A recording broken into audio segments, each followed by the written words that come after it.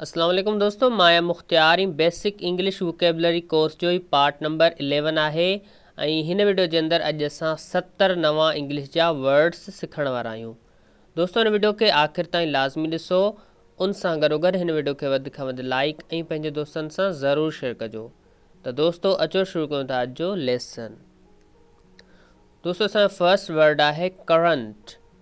Current current जो मतिलबु आहे मौजूदा या वहकिरो। कस्टमर कस्टमर ग्राहक या ख़रीदार। कस्टम कस्टम रिवाज या रस्म। क्यूट क्यूट प्यारो या ज़हीन। माउथपीस माउथपीस तर्जुमान। मूव मूव हरकत करण या चुरपुर करण। मूवमेंट मूवमेंट तहरीक चुरपुर या हरकत। नेक्स्ट आहे मूवेबल मूवेबल फिरंदड़ या चुरपुर कंदड़। मड मड गप या गारो। मच मच तमामु घणो या जझो। म्यूज़िक म्यूज़िक मौसीकी या राग। मस्ट मस्ट लाज़मी। मिथ मिथ ख़्याली ॻाल्हि या कूड़।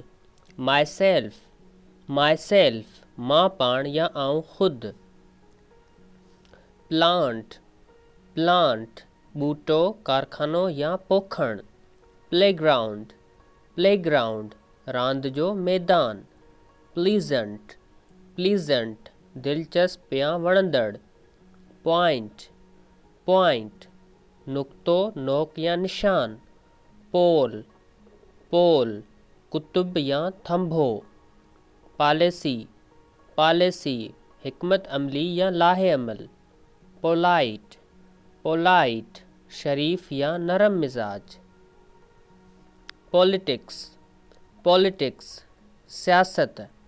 पोलाइटली पोलाइटली नरम मिजाजी सां या इखलाक सां। पॉपुलर पॉपुलर मशहूर या अवामी। पॉपुलेशन पॉपुलेशन आबादी। पोजीशन पोजीशन मकाम बीहक हैसियत या सूरत हाल। पॉजिटिव पॉजिटिव वाधू मुसबित सही या हाकारी। पॉसिबल पॉसिबल मुमकिन। रिलेशनशिप रिलेशनशिप ताल्लुक़ वास्तो नुस्बत या माइटी। रिलीजियस रिलीजियस मजहबी या धर्मी। रिमेनिंग रिमेनिंग बाकी रहल बकाया या बचियल। रिमेम्बरेंस रिमेम्बरेंस यादगिरी निशानी या यादगार। रिमूवल रिमूवल नेकाली ख़ात्मो या बरतरफ़ी। रिपोर्ट रिपोर्ट इत्तला ख़बर या रिपोर्ट।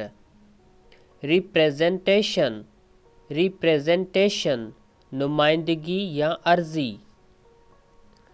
सीरियस सीरियस नाजुक गंभीर या संजीदा। सरमन सरमन खुतबो वाज या नसीहत। सर्विस सर्विस खिदमत नौकरी या मुलाजमत। सेठ सेठ दस्तो या मजमुओ। सेवरेंस सेवरेंस अलहदगी या तफरीक। सिवरल सिवरल केतराई या मुतअद्दिद। शेड शेड पाछो छांव पनाह या सायो।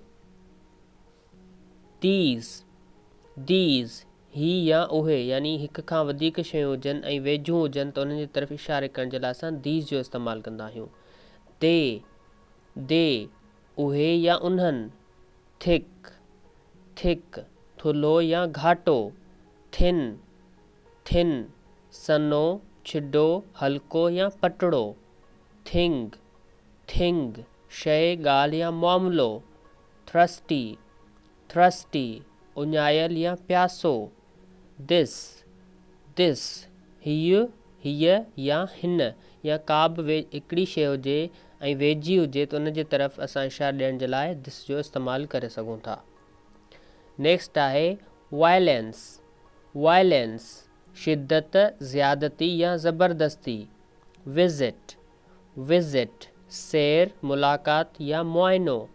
वॉइस वॉइस आवाज़।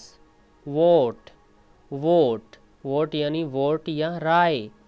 वे वे रस्तो तरीक़ो या नमूनो।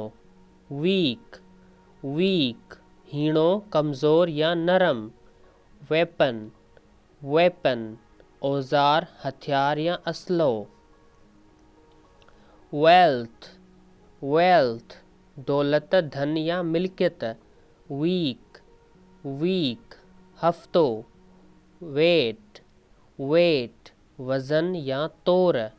वेल वेल खूह तंदुरुस्त सुठो या चङो भलो। वेस्ट वेस्ट उलहंदो मगरिब या यूरोप। वेस्टर्न वेस्टर्न मगरबी उलहंदियो या यूरोपियन। वॉट वॉट छा या कहिड़ो। यार्ड यार्ड अंगण अहातो वाल या गज़। यार्न यार्न धागो।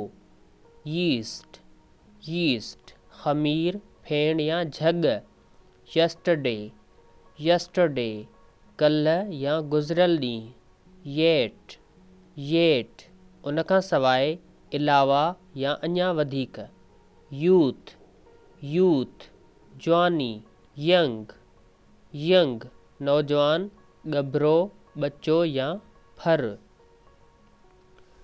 आई होप दोस्तों तव्हांखे अॼु जो वीडियो ज़रूरु पसंदि आयो हूंदो। जेकॾहिं तव्हांखे वीडियो पसंदि आयो त हिन वीडियो खे लाइक कयो, कमेंट कयो, असांजे चैनल खे ज़रूरु सब्सक्राइब कजो। इंशाअल्लाह जल्दी मिलंदासीं हाणे हिकु नेक्स्ट इंट्रस्टिंग वीडियो सां गॾु। अल्लाह हाफ़िज़।